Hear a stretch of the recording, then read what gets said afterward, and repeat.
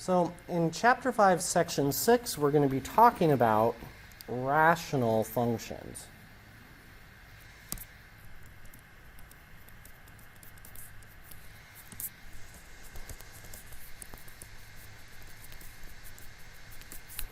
So we'll notice that the root word in rational is the word ratio.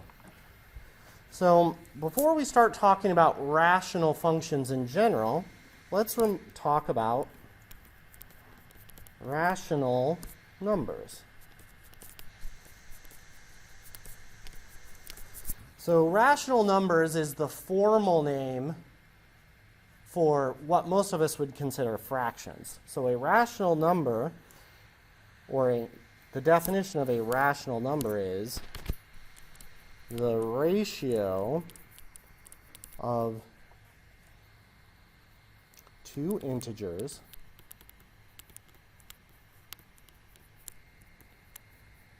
a and b,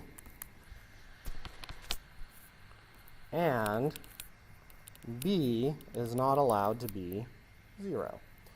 So a rational number is a fraction of the form a divided by b, where a and b are required to be integers. So a technical rational number can't have decimals or anything else as a or b, and the only restriction is that b must be or must not be 0. So a rational function has a very similar definition.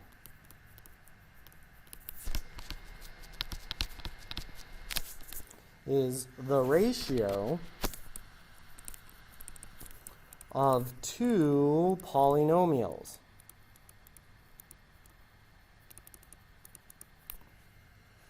P of x and q of x, and q of x is not allowed to be equal to 0.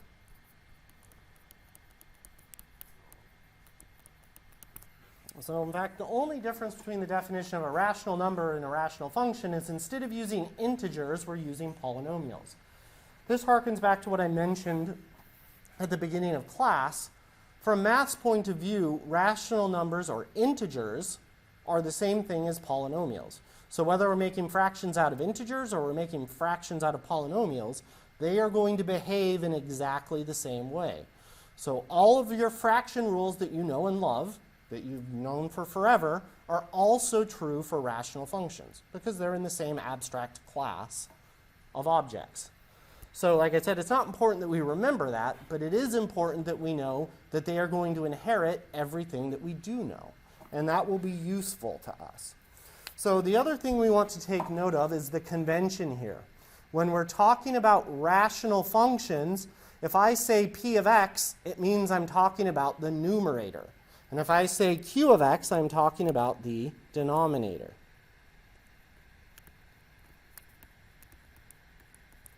And the denominator is q of x. So when we say p, we're talking about the numerator at the top, and when we say q, we're talking about the denominator or the bottom. So this part right here, that q of x can't equal 0, also tells us about the domain, because we're not allowed to divide by 0. So the domain of a rational function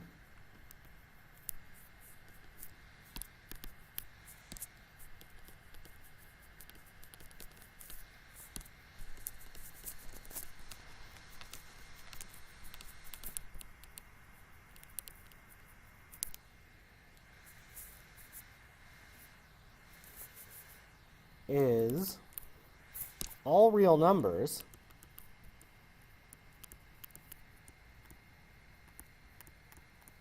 excluding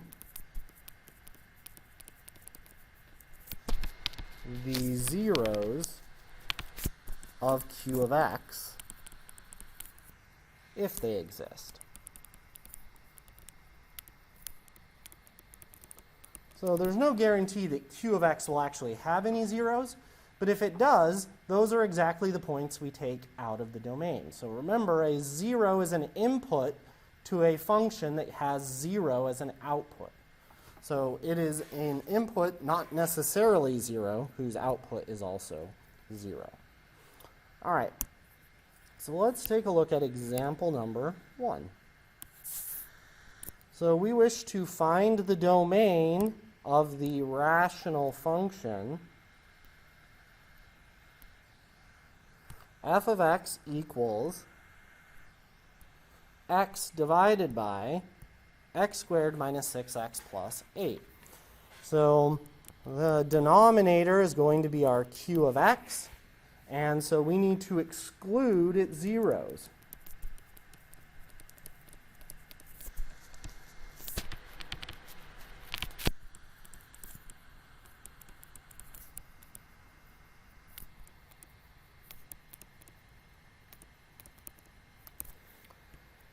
So to find its zeros, we solve q of x equal to 0, which is going to be x squared minus 6x plus 8 is equal to 0. So we need our factors of 8 that add to negative 6, so that's x minus 2 and x minus 4. So then our two solutions to this equation are x equals 2 and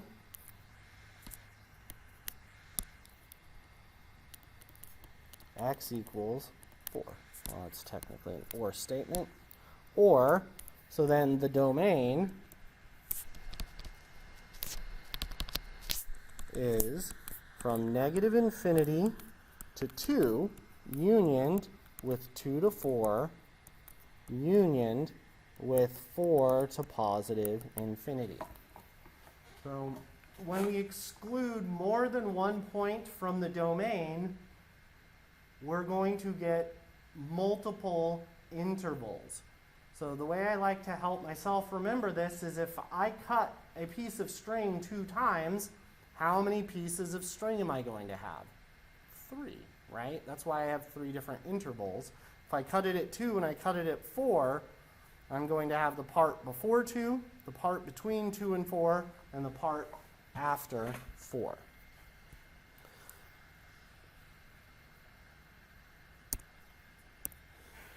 All right, so to find the domain, we identify our q of x, and q of x is 3x take away 8. So we need to solve q of x is equal to 0. So that gives us 3x take away 8 is equal to 0. We add 8, gives us 3x is equal to 8. We divide by 3, so we get x is 8/3. So then our domain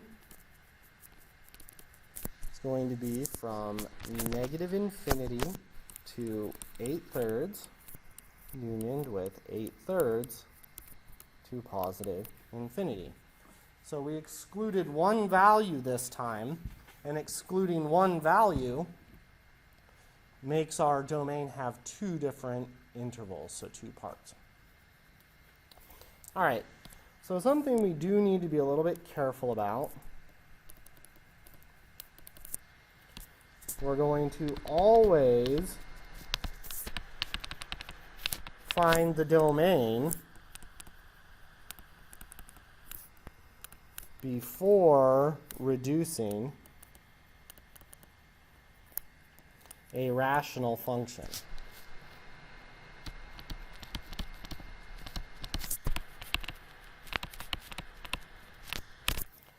So, for example, what if we had the rational function x minus 2 all over x squared minus 6x plus 8? Well, if we were to factor our denominator, as we know it is x minus 2 times x minus 4. Well then, the x minus 2 in the numerator and the x minus 2 in the denominator reduce out, and we get f of x equals 1 over x minus 4. If I were to find the domain of this right here, what would I think its domain is? Well, what's the only value I'm excluding? 4. So its domain would be from negative infinity to 4, unioned with 4 to positive infinity. But that's not a true statement, because as we talked about in example 1, we had that same denominator, x squared minus 6x minus 8. We had to exclude both values. So if we reduce first,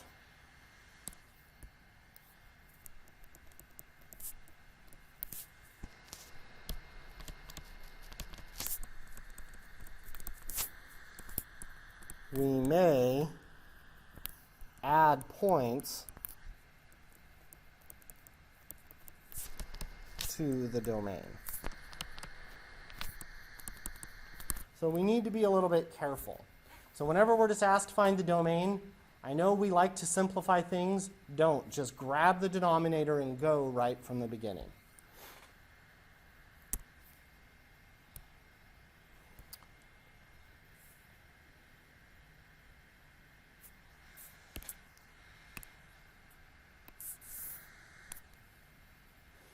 And so the next thing we want to talk about is a vertical asymptote.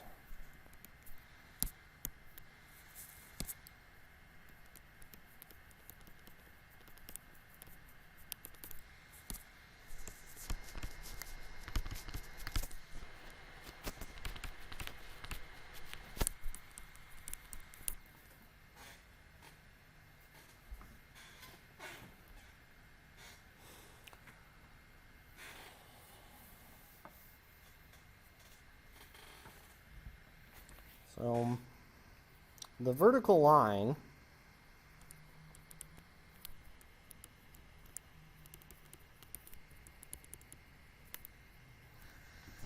x equals a is a vertical asymptote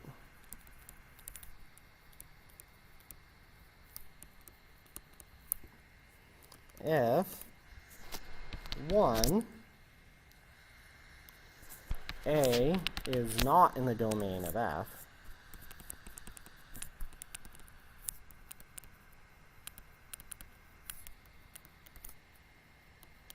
and 2, the graph of f of x near a goes to positive infinity, negative infinity, or both. So a vertical asymptote on a graph is a point, well, it's a vertical line, and the number a is a point that is not in the domain of f, and the second requirement is that the graph, as it gets near to the number a, f of x is going to go to positive infinity, negative infinity, or possibly both of them. All right, so let's take a look at our example.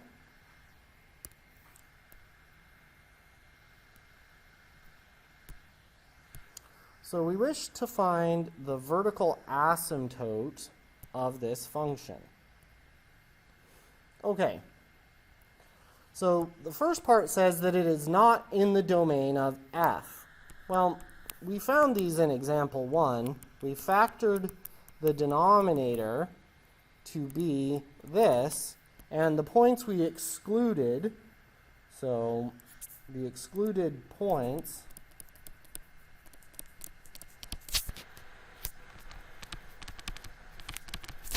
are x equals 2 and x equals 4. So to verify that they are indeed vertical asymptotes, we'll talk about how to do this algebraically a little bit later. We'll just draw a graph. So we go x alpha y equals, we get our fraction, x squared minus 6x plus 8. Let me graph this thing.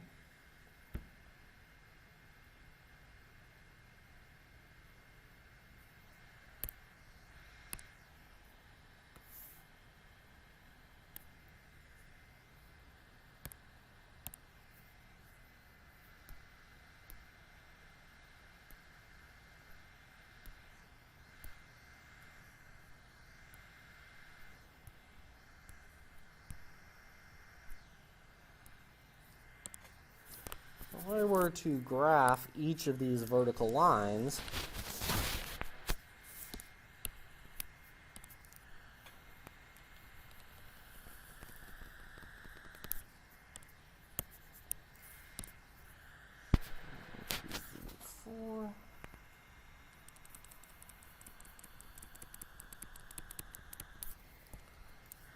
so this is the line x equals 4.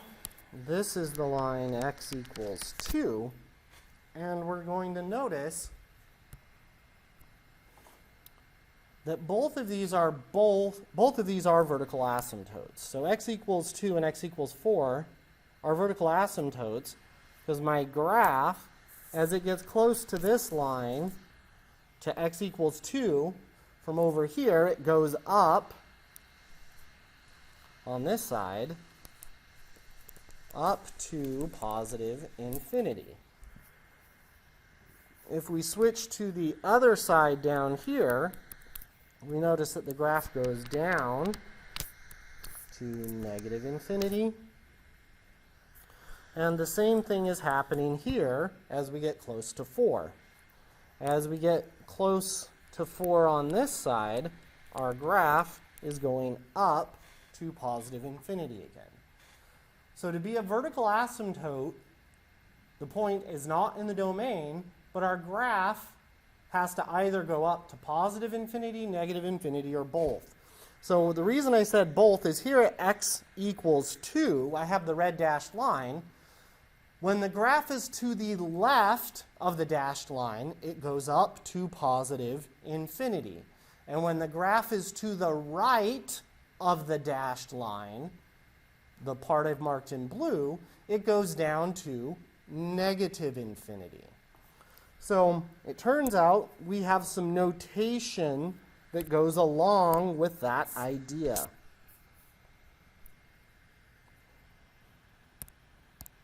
So if we take a look at the table that's just below these examples in our notes, it has the following on it.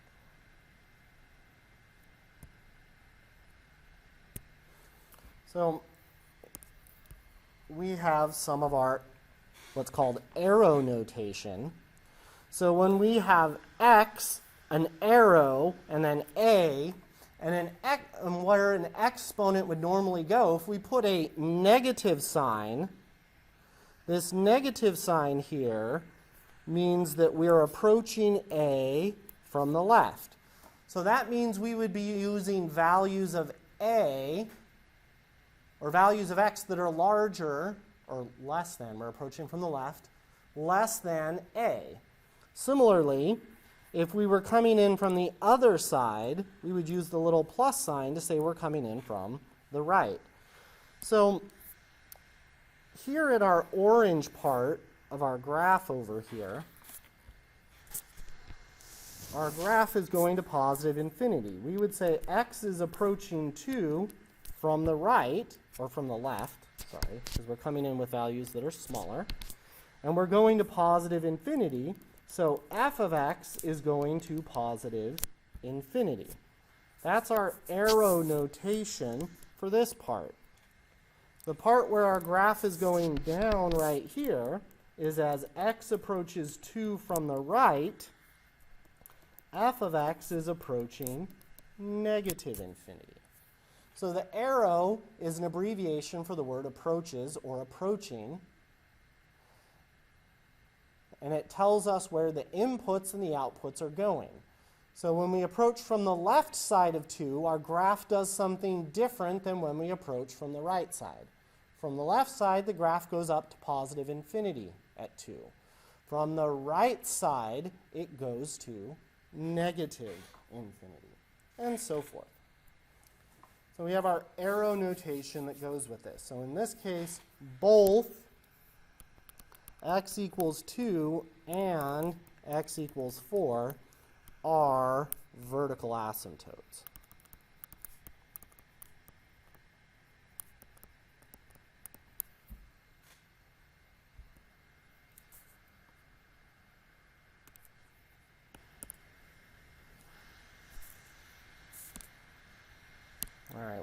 from you try 1 that 3x minus 8 equals 0 happens when x is equal to 8/3. So that's the point that's not in the domain. So our vertical asymptote is going to be the same point. So let's do a little bit more analysis. So as x approaches 8/3 from the left, that means we're going to get close to the number 8/3, but x has to be less than 8/3. So if x is less than 8/3, then 3x minus 8 is going to be positive, negative, or 0. Well, if I think about it on a number line, here is 8/3, and x has to be less than 8/3. So it's going to be over here somewhere. So x is smaller than 8/3. So then 3 times 8/3 is going to be less than 8, right? So 3 times x has to be less than 8, because it's less than 8/3. And then 8 minus something less than 8 take away 8 is going to be less than 0. So if this is less than 8,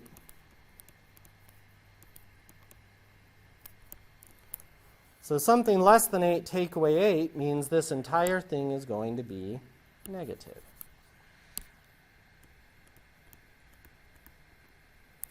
So that would mean that f of x is going to go to negative infinity. And as x approaches 8/3 from the right, we're going to have the opposite thing happening. So we're over here. So then 3x minus 8 is going to be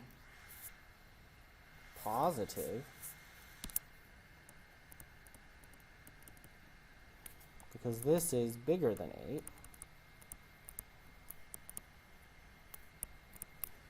So if I have a number bigger than 8 take away 8, so a number bigger than 8 take away 8 is going to be positive. So then that would tell me that f of x is going to go to positive infinity. All right, well, let's draw a graph and verify that that is indeed what happens. So if I graph this thing, 3x take away 8, and I graph, I see in my picture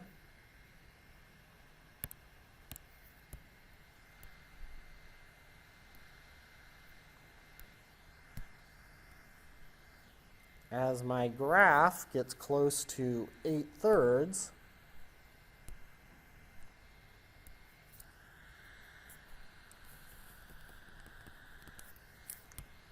from the left, my graph does indeed go down to negative infinity. And as I approach 8/3 from the right, my graph does go up to positive infinity. All right. So the next thing we want to talk about is horizontal asymptotes.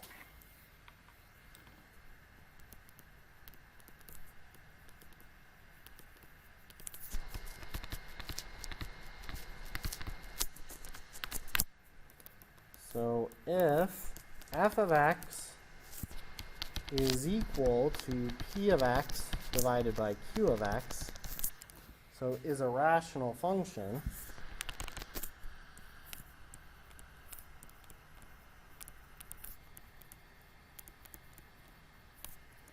and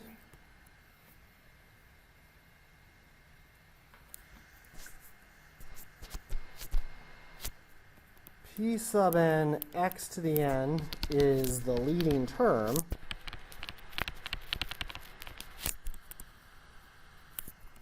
of p of x, and q sub k x to the k is the leading term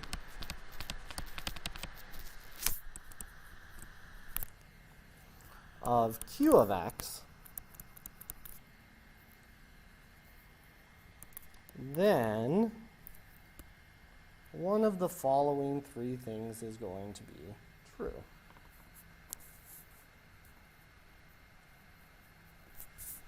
So we're going to make a decision tree similar to what we did for when we had the end behavior of a polynomial. So our first one is when n is bigger than k. The middle one is when n equals to k. And our last one is for when n is smaller than k. So if n is bigger than k, there is no horizontal asymptote.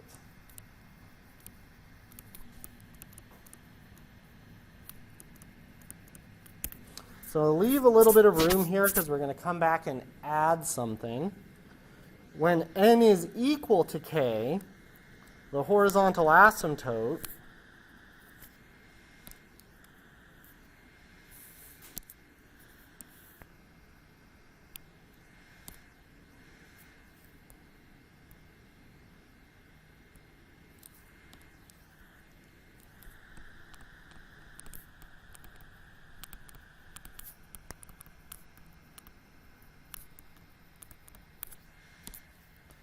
is the ratio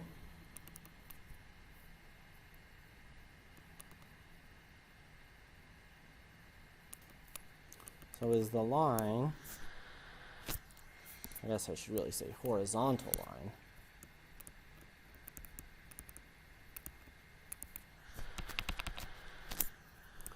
y equals p sub n divided by q sub k. So the ratio of the lead coefficients.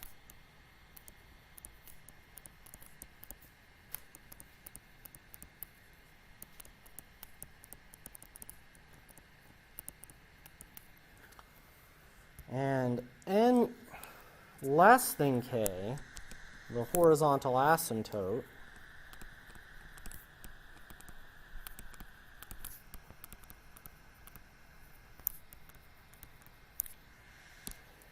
is y equals to 0.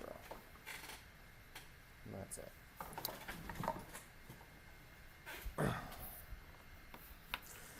So our horizontal asymptotes are the following. So if we have a rational function, and then we need to read off the lead coefficients or the leading terms, p sub n x to the n and q sub k x to the k, the degree of the leading terms determine which of these three possible cases we're going to have. If the degree of the numerator is bigger than the degree of the denominator, so n is bigger than k, we're going to have no horizontal asymptote. If their degrees are the same, the horizontal asymptote is the ratio of the lead coefficients. And if the denominator has a degree bigger than the numerator, then the horizontal asymptote is y equals to 0. So another name for horizontal asymptotes is the end behavior. So similar to what we had with polynomials, if we want to know the end behavior of a rational function, it's going to be its horizontal asymptote.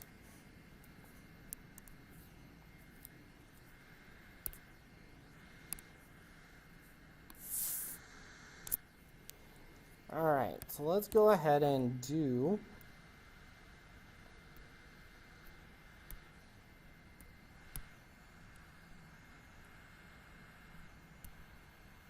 sample number 3. So we identify p of x and q of x. So p of x is always the numerator, and q of x is always the denominator. So our leading term, so our p sub n x to the n, is going to be our leading term, which is 3x squared. And our q sub k x to the k It's going to be the leading term for the denominator. So then we identify P sub n and Q sub k. So P sub n is going to be 3, and our n is going to be 2. Our Q sub k is 2.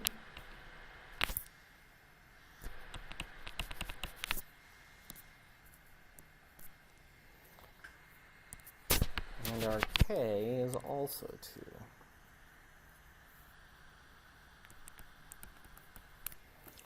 So now we look at our n and our k, and in our case, n equals k. So that means we go down the middle part of this branch. So it says the horizontal asymptote is the line y equals p sub n divided by q sub k. It's the ratio of the lead coefficients. So this gives us that y is equal to p sub n over q sub k.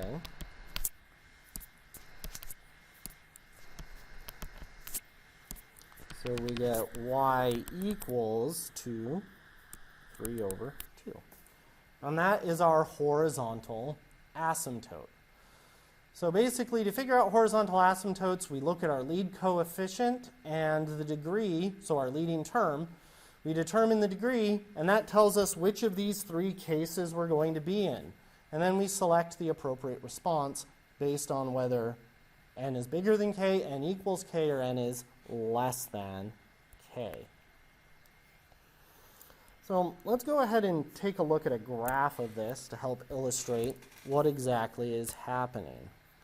So if we graph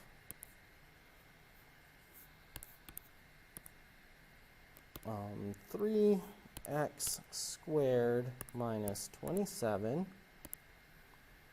over 2x squared minus 8x plus 8. Oops, you are not in the right place. Minus 8x plus 8. And we graph this thing.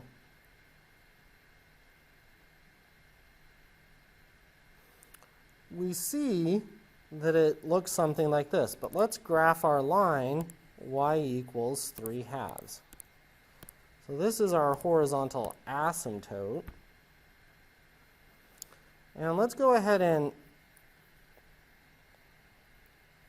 take a look at our table of values. So if we start scrolling out, and in fact we get away from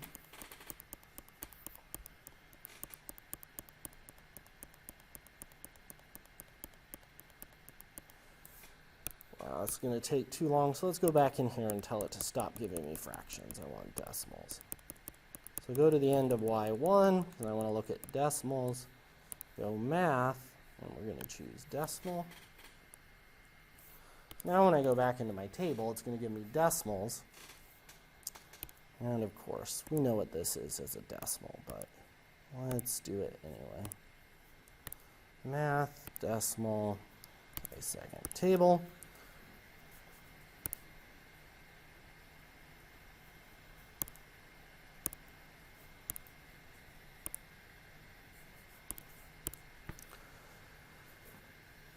So the further we get out here, we're going to notice that our graph is going to continue to get closer and closer and closer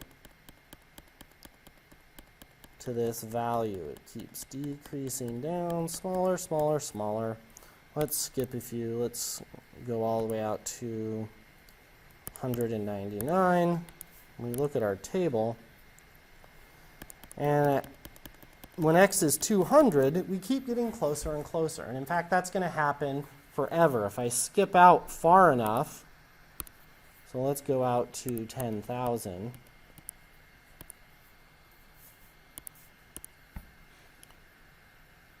They're almost exactly the same. We get 1.006, and we keep doing that. And the further we get away, the closer we're going to get to that value. And that's why we call this the end value, or the end behavior for these functions. All right, so to find our horizontal asymptote, we identify p sub n x to the n as 5x. So that gives us n equals 1, and p sub 1 is going to be 5. And then we identify our q sub k, x to the k, as x squared. So that gives us k equals 2, and q sub 2 is equal to 1. So in this case, we have n is less than k because 1 is less than 2. So we go look at our chart. If n is less than k, the horizontal asymptote is y equals to 0.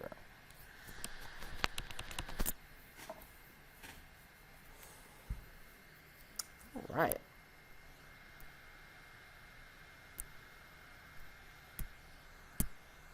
So let's take a look at our next example. It says, find the vertical asymptote or asymptotes of this function. All right, so to find the vertical asymptotes, we go back, and a vertical asymptote is a point that is not in the domain, and the graph near that point must go to positive or negative infinity. So to find vertical asymptotes, we have to find the domain. So we identify our q of x as x squared minus 5x. So we solve q of x is equal to 0. So we get x squared minus 5x is equal to 0. Factor out our GCF of x, and we get x times x minus 5 equals 0. So our two solutions are x equals 0 or x equals 5. So we're going to go and guess, well, vertical asymptotes are x equals 0 and x equals 5. Well, let's go ahead and graph this and see and verify that we're correct. So if we go back to our original function here, let's draw its graph. So we go y equals, clear out all the stuff that we had here. So we have x squared minus 3x, take away 10, all over x squared minus 5x. And we go to graph, and we get something that looks like this. So when we look at our graph, we immediately recognize that something is wrong.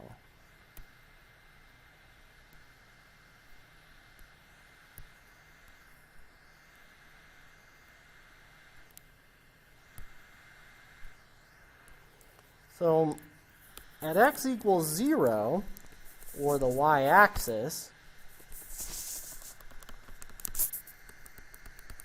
we see immediately that we still have a vertical asymptote. But at x equals 1, 2, 3, 4, 5, my graph does not appear to have a vertical asymptote, right? Does the graph shoot off to either positive or negative infinity? No. So something strange is happening here. So the first thing we notice is this is not a vertical asymptote.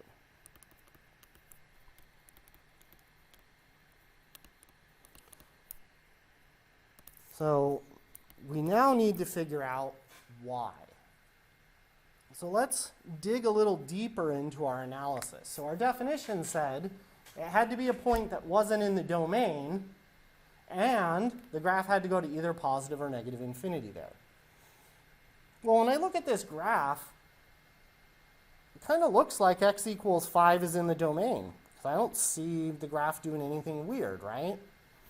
Well, let's go to our table and analyze a little further. So second table, let's go to our table set menu and come back to say 0, second table.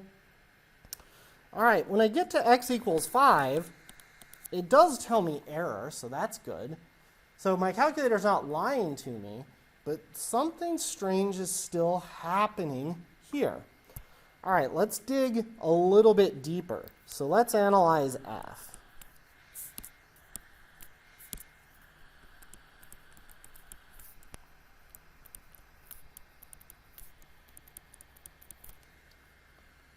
So our f of x is x squared minus 3x minus 10 all over x squared minus 5x. If I factor both the numerator and denominator, factors of negative 10 that add up to negative 3 are x minus 5 and x plus 2. All over, in the bottom I have a GCF of x, so I factor out an x, and I get an x minus 5. So we notice that I have a common factor in the numerator and denominator. So those guys would seem to reduce out, and that leaves me with x plus 2 all over x. Well, this graph, the one our calculator gave us, seems to look a lot more like this, because this would only have a vertical asymptote at x equals to 0. And it wouldn't seem to have a vertical asymptote anywhere else. So what we found happened, we notice the factor x minus 5 reduced out of the denominator.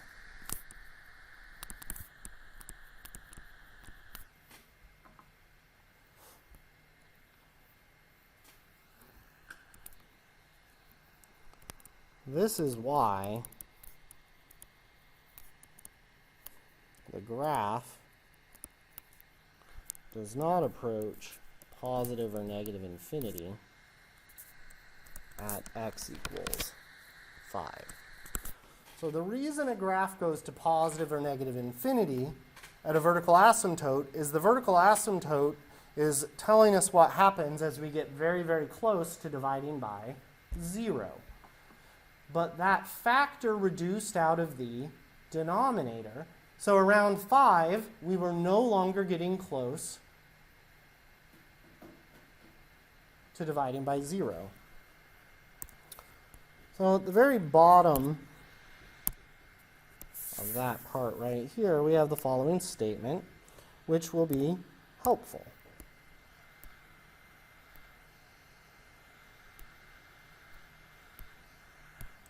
So a rational function f of x has a whole at x equals a if the multiplicity of the factor x minus a in the numerator is greater than or equal to the multiplicity of the factor x minus a in the denominator. The whole can be found by using the reduced function and the input x equals a for the point that is not in the domain. So in this case, the multiplicity of the factor was 1. It basically says if we have more factors of x minus 5 in the numerator than we do in the denominator, greater than or equal to, then the graph won't have a vertical asymptote. It will instead have a whole. So our reduced function, which is this guy,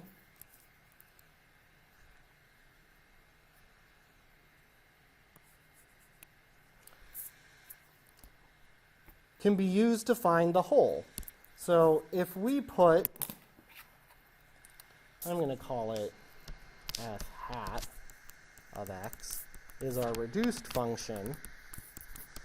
If we put in the point that's not in the domain, which is 5, so we go f of 5, we get 5 plus 2 over 5 gives us 7 over 5, or the equivalent decimal is 1.4.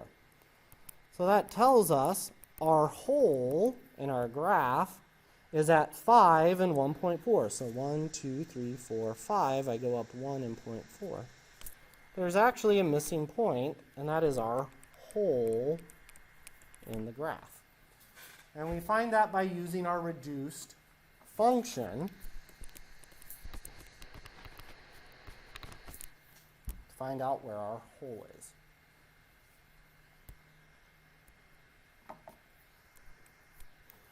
So holes are points that are not in the domain that are not vertical asymptotes. And we find them by reducing our function and basically finding the points that are in the domain of the reduced function but not in the domain of the original function. Those are holes.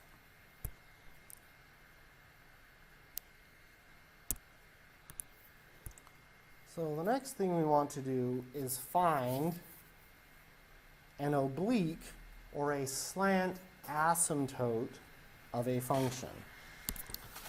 So first things first, a rational function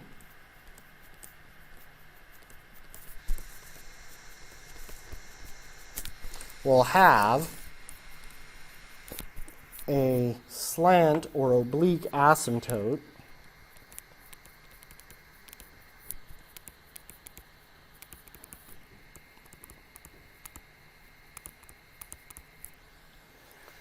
when the degree of p of x is exactly 1 larger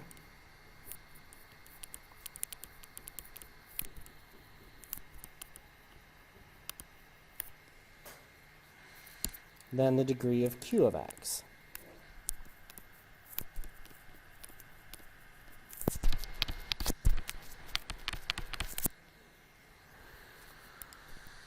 So, in terms of what we've been using today, n is equal to k plus 1.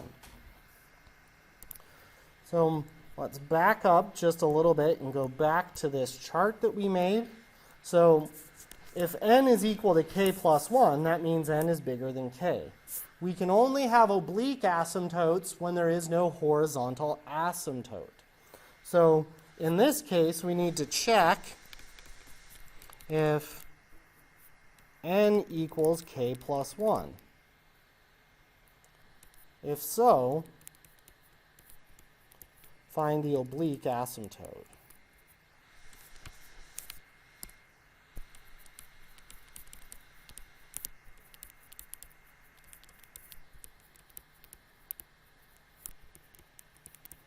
So a graph cannot have both a slant asymptote and a horizontal asymptote. So the only time we can have a slant asymptote is if the degree of the numerator is bigger than the degree of the denominator. And that case is specifically when it's exactly 1 more. So in this case, we have a degree 3 and a degree 2. So our p sub n x sub n gives us 1 x cubed. So n is 3, p sub n is 1, which we don't need. And the degree of the denominator, that's right here, we're going to have our q sub k x to the k. That is also going to be a 1 and an x squared. So we get k equals 2, and q sub k is also 1.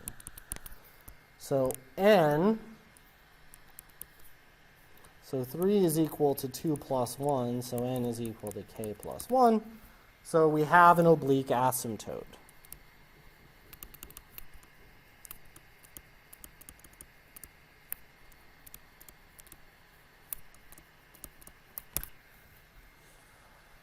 So we've talked about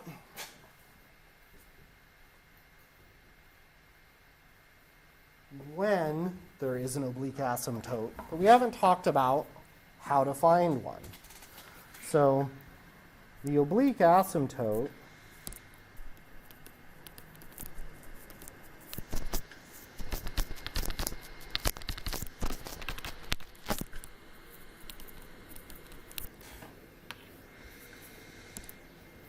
is the whole part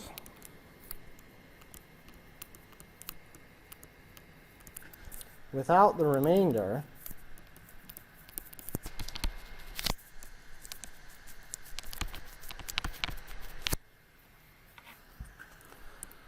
when p of x is divided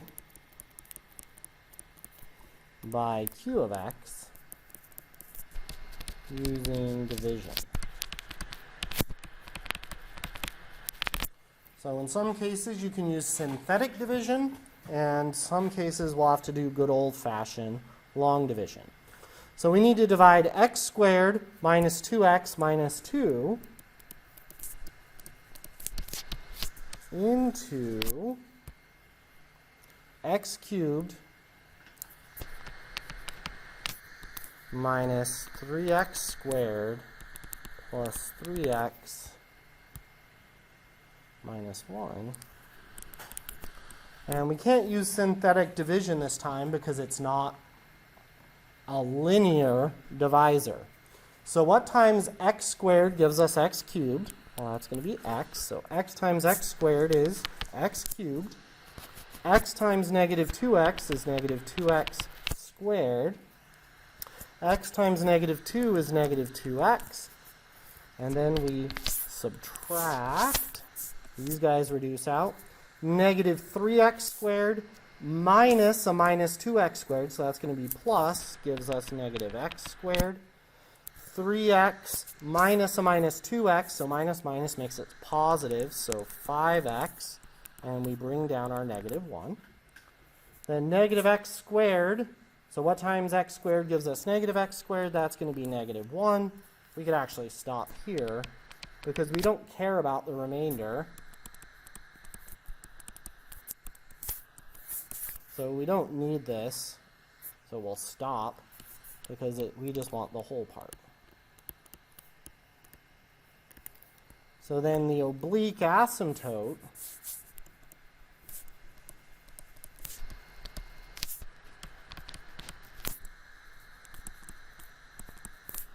is y equals to x minus 1. All right, so let's draw a picture and see what that looks like. So we graph this thing, and we have x cubed minus 3x squared plus 3x take away 1 all over x squared minus 2x take away 2, and we got our oblique asymptote is x minus 1. And when we graph this,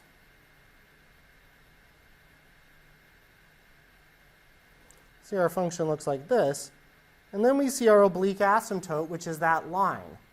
So in the middle where the graph wiggles, by its vertical asymptotes, they're not a very good approximation, but by the time we get to positive and negative 10, we see that the values of the rational function are getting very, very close to the values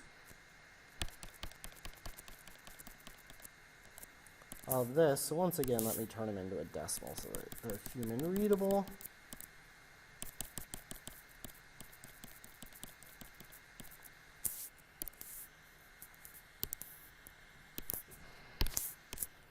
And we'll notice once we get to about 10, these two things are about equal. This is really similar to what we were talking about when we did long division. If you wanted to approximate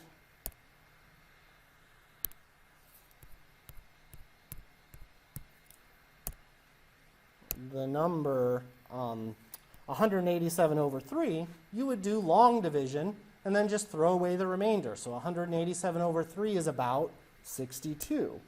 Well, we're using that same idea here. As long as we're not close to where we're dividing by 0, that rational function is going to be about the same as the line x minus 1. And the further we get away from the vertical asymptotes, the more accurate it will become. So if I were to just skip out to say 1,000, so once x is bigger than 1,000, you'll notice they're almost exactly the same. You might as well just use a line instead of doing all of that other stuff if you needed to make that computation.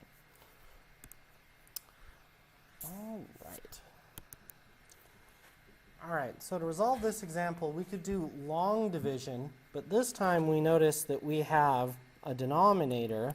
Our q of x has the form x minus k. So this is set up perfectly for us to use synthetic division. So if that's the case, we get that our k value is 5. So we're going to divide using synthetic division, and then we have 1, -6, and 9. So we bring down our 1. 1 times 5 is 5. -6 plus 5 is -1. -1 times 5 is -5, which gives us 4. So then this is going to be our whole part, and remember, this part is our remainder. So if we write it out, just to illustrate, we have our whole part is going to be 1x, so x take away 1, and we don't write the coefficient of 1 on an x, plus our remainder in this case, which is 4 over our divisor, which is x minus 5, right? But we actually didn't care about any of this stuff. We only wanted the whole part, which is right here, which is this. So the answer is y equals x take away 1. If you did the long division, you're going to get exactly the same answer. It's just when you can use synthetic division, it is often much simpler and much faster.